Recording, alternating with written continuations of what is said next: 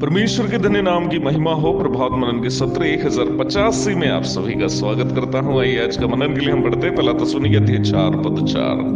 और तुम में से हर एक पवित्रता और आदर के साथ अपनी पत्नी को प्राप्त करना जाने। इस पद का अध्ययन शुरू करते वक्त ही मैं आपसे ये कहा था कि ये एक ऐसी पद है जिसका एक विवाह पूर्व जीवन से संबंध रखने वाला अर्थ भी है और वैसा ही विवाह के पश्चात के जीवन से संबंध रखने वाला अर्थ भी है। आज हम लोग ये मनन करेंगे कि एक अविवाहित व्यक्ति अपने लिए प्रभु के द्वारा निर्धारित पत्नी की प्राप्ति कैसे कर सकता है। इस प्रश्न का उत्तर पद में ही दिया गया है। पौलुस कहता है पवित्रता और आदर के साथ। परमेश्वर हर व्यक्ति को विशेष उद्देश्य से ही बनाया है। इस संसार में ऐसा कोई नहीं है जिसको परमेश्वर ने कोई उद्देश्य से नहीं बनाया है। वचन कहता है कि यहाँ तक दुष्ट को भी विपत्ति भोगने के लिए उन्होंने बनाया है। नीति वचन 16:4। प्रभु यीशु मसीह के लहू से शुद्ध हुए प्रत्येक विश्वासी की जिंदगी के द्वारा पूरी होने हेतु परमेश्वर के द्वारा पहले से निर्धारित कई योजनाएं हैं। इफिसी 2:10। ऐसी कोई योजना जरूर थी जो आदम के जीवन के द्वारा भी परमेश्वर निभाना चाहता था। आदम को एक सहायक देने के पीछे परमेश्वर का उद्देश्य यह था कि वो सहायक आदम की मदद करे कि आदम उस ईश्वरीय योजना को अपने जीवन के द्वारा पूरा करने में सफल हो। हर एक पुरुष को परमेश्वर के द्वारा अपने लिए रखी गई स्त्री को अपनी पत्नी के रूप में पाना जरूरी है ताकि परमेश्वर की योजना अपने जीवन से पूरी हो। मेरी इन बातों को आप केवल अदनकीवाड़िया की परिवेश में ही समझने की कोशिश ना करें बल्कि नया नियम की परिवेश में समझें। प्रारंभ में पढ़ी गई पद में लेखक पौलुस दो बातों की चर्चा की गई है जिसके द्वारा अपनी पत्नी की प्राप्ति कर सकते हैं, जिसमें पहला पवित्रता और दूसरा आदर है। वास्तव में हिंदी बाइबल में दिया गया पवित्रता शब्द पूर्ण रूप में सही नहीं है, जबकि पवित्रीकरण शब्द का उपयोग करना था, क्योंकि मूल भाषा यूनानी में इसके लिए उपयोग किया गया शब्द हैगियोस्मोस है, जिसका अर्थ अंग्रेजी में सैंक्टिफिकेशन है। हिंदी में सैंक्टिफिकेशन शब्द का अर्थ पवित्रीकरण है। हैगियोस्मोस शब्द का शाब्दिक अर्थ अपने आप को अलग करना अथवा सेट अपार्ट है। व्यक्तिगत जीवन में एक व्यक्ति पाप से और सांसारिकता से अलग होकर परमेश्वर के लिए जीने का अनुभव को यह दर्शाता है।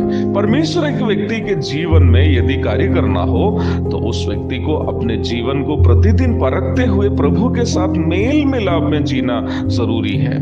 हमें एक बात अवश्य मालूम होनी चाहिए कि परमेश्वर से किसी भी प्रकार के उनकी आशीषों को हम जबरदस्ती प्राप्त नहीं कर रहे।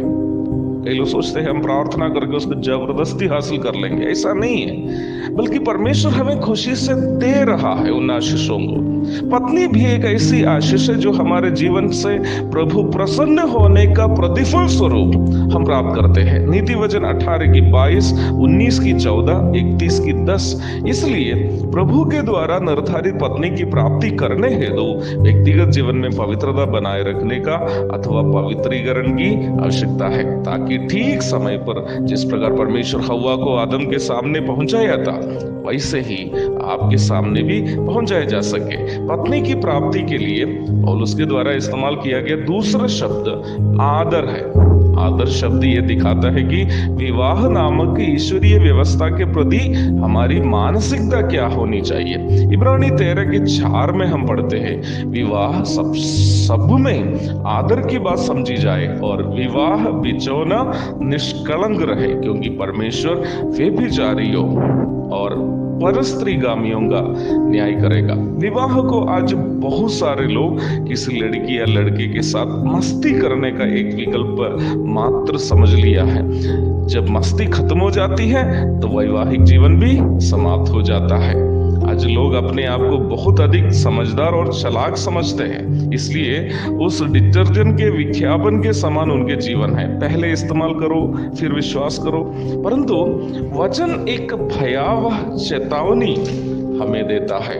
परमेश्वर व्यभिचारियों अथवा विवाह पूर्व काल में अनैतिक संबंध रखने वालों और परस्त्रीगामियों अथवा विवाह के बाद अन्य स्त्री से अनैतिक संबंध रखने वाले दोनों को परमेश्वर न्याय करेगा। अवश्य याद रखिए प्यारो, आप कितने भी चालाक क्यों ना हो, परमेश्वर की व्यवस्था का उल्लंघन करके आप कभी भी जीवन में चैन से जी नहीं पाएंगे। आपका पाप आपका पीछा करेगा।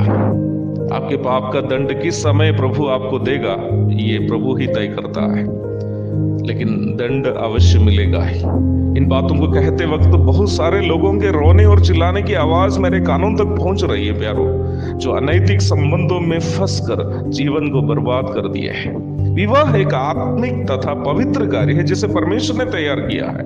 हमें इस व्यवस्था को एक आदरणीय बात समझी जानी चाहिए, न कि केवल मस्ती करने का एक विकल्प है, ताकि एक ऐसी पत्नी को आप प्राप्त कर सके जिसे आप आदर से प्राप्त करें, आदर के साथ उसके साथ व्यवहार करें। प्रभु दया करेंगे। इस विषय को हम लोग कल भी जारी रखेंगे। तब तक आपसे विदा हो जाता हूं। प्रभु के धन्य नाम की महिमा हो। आमीन।